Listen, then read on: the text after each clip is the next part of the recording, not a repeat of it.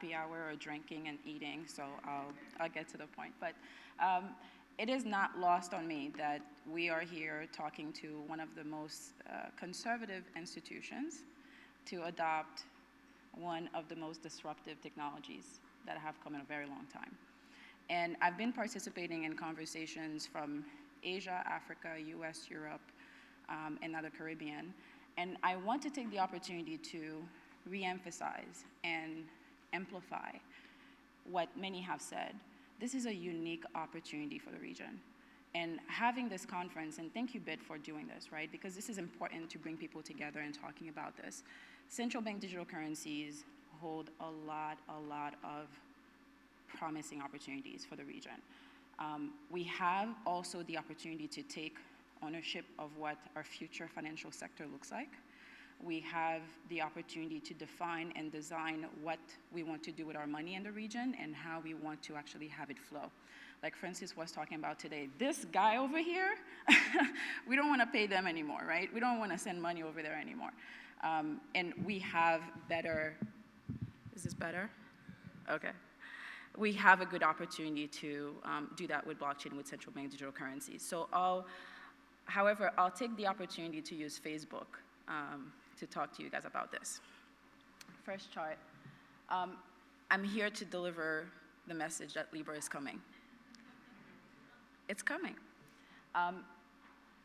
Libra could be the project that takes virtual currencies from the Bitcoin crazy kid stuff that's happening, in the crypto world, and drop it into every cell phone in the room. So how many people use Facebook today? Raise of hands. Come on, don't be ashamed, it's okay. Okay, so if Facebook wanted to, they could have Libra in your cell phone right now. I think they're being nice by asking for permission, but it could be on your cell phone right now. Because what they have done is understand that there's something wrong with the financial system, and they decided to sit down and find an opportunity to figure it out. I personally hate the fact that it's Facebook that figured it out, but they figured it out. Next chart. Why should we care? Why should central banks even care about Libra? The fact that we're talking about Libra should tell us something. It decided to solve real problems. That's why. And people have realized that, right? After all the years we've been talking about financial inclusion, we still have 1.7 billion people who still don't have access to either credit or basic financial services. The banks have not solved the problems. We've been waiting for them. Central banks have been asking them, between M-Pesa and the different solutions that have come, the banks have not solved this problem. And I get it, right? It's not part of the business model to go bank the unbanked. The business model doesn't fit. Cross-border remittances are really expensive. We talked about this today. And the region, it costs us, between the Caribbean and Africa, those are the most expensive regions to actually send remittance payments today. And that's why Libra is saying we want to target the unbanked. Whether you believe their motives or not, that's another discussion, but, and the dependence on the US dollar. The dependence on the US dollar has now introduced more risks to certain markets because of the volatility, because of geopolitical aspects that are getting more heated. So countries that have nothing to do with what the US is doing from a foreign policy strategy perspective are subjects to the decisions that the US government makes. And therefore, you no longer have access to the US dollar to settle your trades. Those are real problems. So Libra might just work. It might just work, right? And for me, there are three things that they have figured out right that might make it work. One is trust, distribution, and liquidity. And any financial market, for me, the three-legged stool, everything comes and derives from that. Next chart. So when we talk about trust, this is my terrible depiction of Libra, but when we talk about trust, the US represents about 20% of global trades today. why is the USD used for 80% of trade settlements? It's a trust factor. When you receive the US dollar that you have in your hand, I bet you felt confident. It was $1, but you know it was real money, right? It's a trust factor. But we're saying that we don't want to use the USD, but what is the alternative? So Bitcoin came about, right? 2009, Bitcoin said, forget those guys. We need an alternative to fiat currencies. However, they couldn't get the trust factor. You didn't know who was behind Bitcoin. It was a computer. It sounded foreign. You didn't trust it. So some people trusted it, and some people not trusted it, took a leap of faith, really, and invested and held it and so on, right? But that's a niche market. So Libra, if you don't trust Facebook, so before I make that assumption, the guys who have Facebook, do you trust it? So if you don't trust Facebook, why would you trust Libra? They bought it. They will buy your trust with transparency and reserves. Blockchain made that possible. When we think about security and when we think about transparency, blockchain is a unique technology that allows you to have that. Libra could not have existed before blockchain, if you ask me. They just couldn't, because they needed, especially in the context of Facebook, Libra, for what it is, everything held constant, could not exist without blockchain. Because Facebook does not have the reputational risk or the reputation to sell you a new currency. You would not trust it. But they can get it. So you can get trust in a currency, and that's what they did. Next chart. Distribution. They figured out the distribution. Whether you are a supplier sitting at the table negotiating a deal and want to pay your supplier, whether you are someone at school receiving money from your parents, that's that smile, by the way, when you receive money on your phone. But they figured out a distribution channel that would be widely available to distribute their currency. I mean, look at that list. Between your Visa and your PayPal and Facebook, they could have stopped there and probably get 80% of the population, right? They figured out the distribution channel. You have to have distribution. And when you think about what BIT is building, the distribution for CBDCs is absolutely critical. So you need that. Next chart. From a liquidity perspective, I think there's a lot to still figure out on how they're going to deliver on liquidity. But some of the questions that you ask when you think about liquidity is, how easy is it to access? Is someone going to take it from me? Is my grocery store going to take it when I need food, right? This thing in my phone does not do anything for me if I'm hungry, right? It's not food, you can't eat it. Can you exchange it for the DXCB tomorrow? But what does that mean? But when it comes to liquidity, one thing that Libra actually figured out as well, they bypassed the banks, but they landed on the steps of central banks. Their design is to put a ton of reserves at central banks in order to back the currency and let a secondary market take the token and distribute it however they see fit, to innovate on that. But you have a reserve mechanism that actually provides you a liquidity that if you cannot exchange it for something else, that there is someone somewhere who's going to give you back US dollar or some other liquid asset. That's very, very important. So if I were to answer those questions for Libra, can it easily be accessible? Yes, to the distribution channels. If they partner up with Visa, if Visa says yes, it's in your pocket. Libra is automatically in your pocket. With a local grocery store, they got Stripe, they got PayPal, they got Visa. They got it. Can you receive it from a family member? You can do PayPal, they can build an app, and it's on your phone again. Will it be fungible? So now that's the question, right? What will central banks do and allow Libra to be in the context of their sovereign currency? So what does that mean for the $10 or DXCB? Next chart. So this is an opportunity. So after reading a lot about Libra, although we've been talking about central bank digital currency for 2 years now, for a good 2 years, there's a lot to learn and the opportunity and how they have designed this in order to make central bank digital currencies what we want it to be. This is a clear opportunity for central banks to look at this and say, do I want to remain the central party that has control over my sovereign currency, or do I want Libra to be that? Because that's the alternative here, right? When you have those 3 pillars, people will not care about what they're using to pay for stuff. If Libra does it easily and is trusted and is widely accepted and is liquid, they won't care. When it comes to adopting new technologies, we've seen that people rather pay more and use old technology that are less safe because it's convenient, right? So how do you make that, how do you make a CBDC address the problems that Libra is actually designed to address? So if you're a central bank and you have a population that is unbanked, the banks have not solved the problem. They're actually moving away.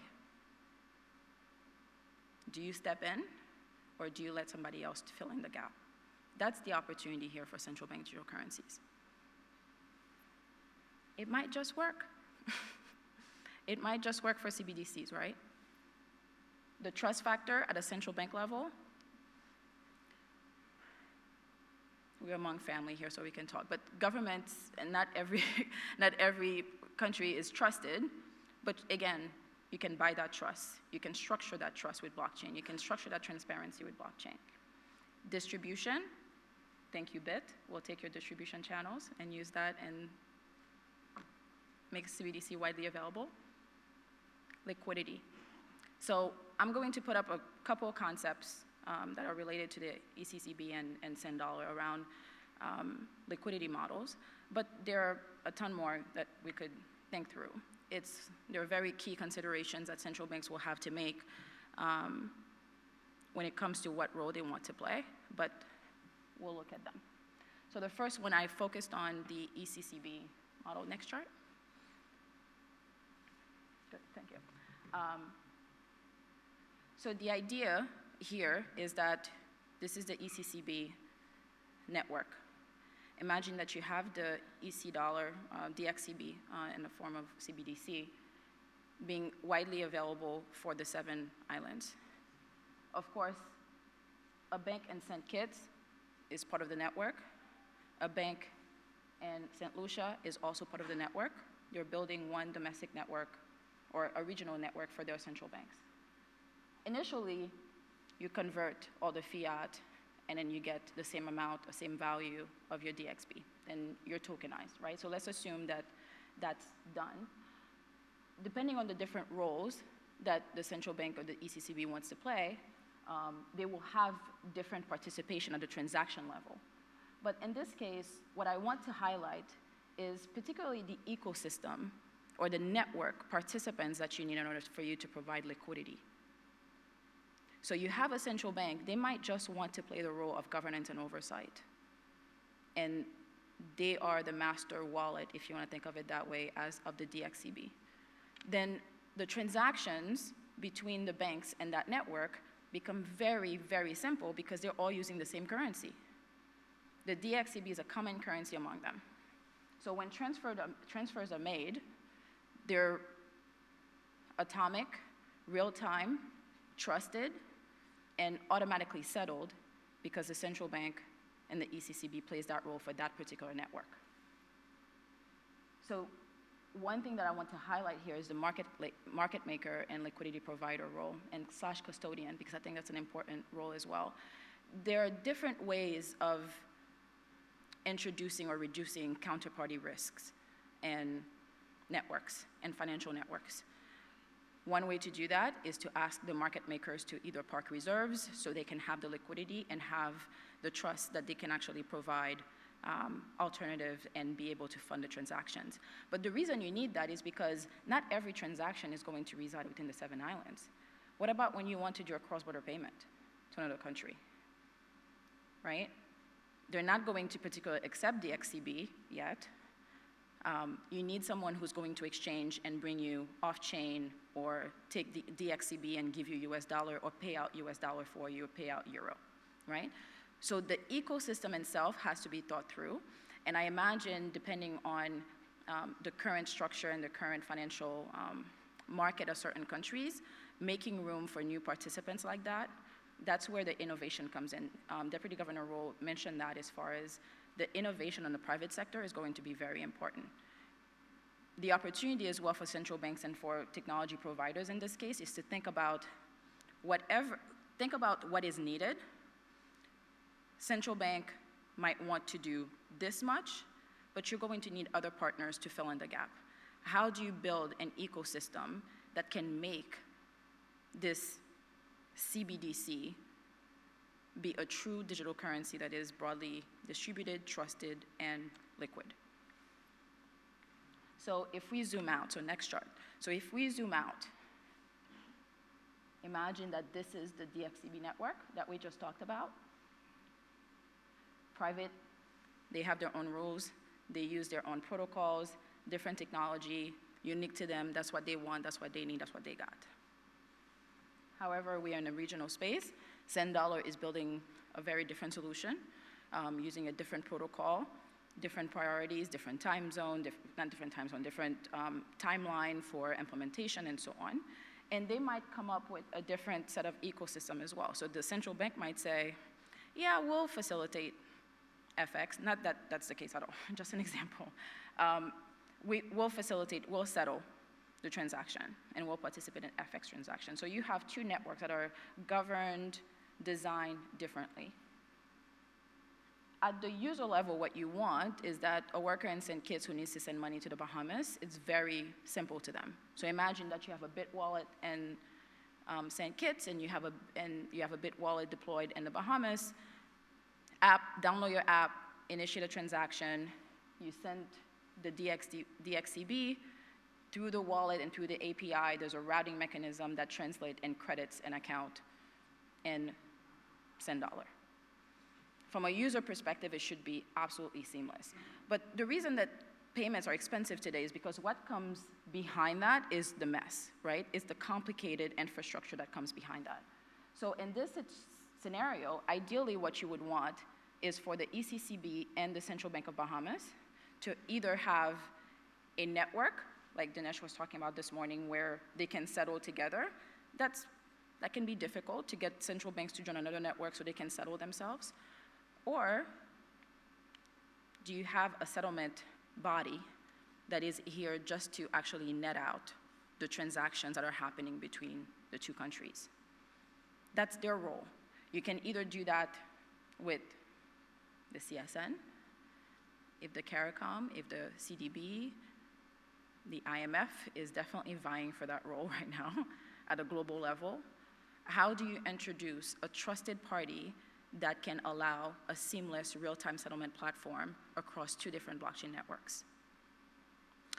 Next chart. Let me kind of walk you through this a bit. But the reason it's needed is because if you think about the flow, is that you have a debit on the DXCB wallet, and you have a credit going into $10, right? Therefore, because we're talking about real money here, the money supply technically needs to be reduced in one country and actually increase, because you literally transferred money from one place to another. However, that settlement, that final settlement that we've been talking about, doesn't happen at this layer in 1 and 2. This is the user side of it. The true settlement happens when the banks in those regions, or whoever is the financial institution that holds the account, if it is the central bank, that's that, are going to actually update their books so you still have a balance. Accounting still matters in blockchain, right? How do you balance the books at the end of the day? And that can either be the central banks that do that. Historically, they have not been comfortable to do that, so the CSN and others can definitely step up and see if that's something that they can fill in the gap for. And that question is what, if you go back up one chart, that question mark that I have here is what Libra has figured out. Their version of it is to park, different currencies and different central banks and have Calibra be a settlement network for you. That's what they did. So they created another settlement bank that will provide that settlement, that final settlement between the books. We have to do the same. We can do the same, right? That's how they figured it out. It's not particular rocket science. It's a matter of will, really. So for me, it's possible that central banks can step in. And I know you can go a couple charts down. And I know central banks are not usually comfortable engaging at this level. But who will be the region's Libra? That's the question. Are we going to let Facebook do it? Or we have options, right? We have options. But what do we do? I still have that apostrophe S up there. Okay. I corrected that. Okay, next chart. But some key considerations as I wrap up here. The central bank's role, I think everyone has been talking about this. We are looking at new technology. We're looking at a new era. I don't think the central banks can afford to stay the same. Playing a different role and at least having an open mind on how we engineer the network and the ecosystem that enable payments, I think is very important. Network governance and structure. That's not easy. That's not easy. But again, it's possible. If Facebook can figure it out, can we figure it out for the region? Can we, please? Yes, we can. Minimum viable ecosystem, that's what I was just mentioning before. Thinking through, once you have the central bank's role defined, thinking through who you need to provide those key functions is very important. And then thinking about domestic, regional, and international. Those key factors, unfortunately, not unfortunately, but we're a global economy, right? We're a global economy. From a regional perspective, it absolutely makes sense for us to focus on developing what we can do better in the region. 14% is way too low for intra-regional trade, right? We know that. Africa is dealing with the same problem right now. I think they're about, I want to say 21%, if I remember my data right. But Europe is at 70%. We can do better. And this is an opportunity, I think, for us to do that and think about the minimum viable ecosystem for us to have a network, a regional payment network that works for us. Next chart. Let's get to work. Thank you.